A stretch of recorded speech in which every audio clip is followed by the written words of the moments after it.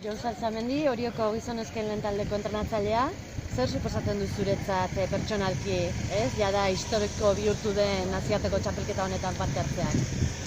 Nahi pertsonalki behintzat ilusio handia ditena da, bai pertsonalki hartuta eta bai kirol arloai behiratuta.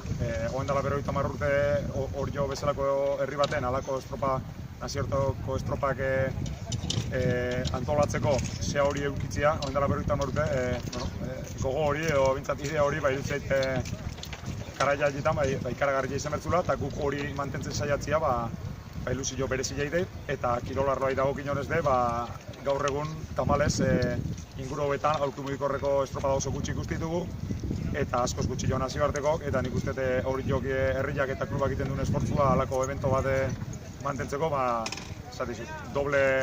dobleko ilusioa, edo satisfazioa handia ematen halako estropak hori joan iten segitzia.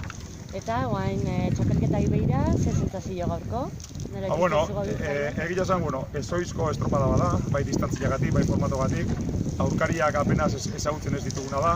Nik uste gaur garrantzitsuena estropada bera aurrera ateratzea dela, baina behin estropadan zaudenen, saiatzea ahalik eta neurri honen ematen, gu aste honetan bertan Euskadiko txapeldun izatea suertatu geha, eta gustatuko litzaiguke gure maila honena eman eta irabazteko lehia hortan sartzea. Ikusita ze talde dauden hemen, ez da gauza erreza izango, baina gaur importantea da arrolarik komila artean esan da baldin bada ere ondo pasatzea. Ezoizko distantzio betan ondo pasatzea eta guk suertea dakon, irabazteko aukera dakon. Perfecto, eskerrik asko jo. Venga,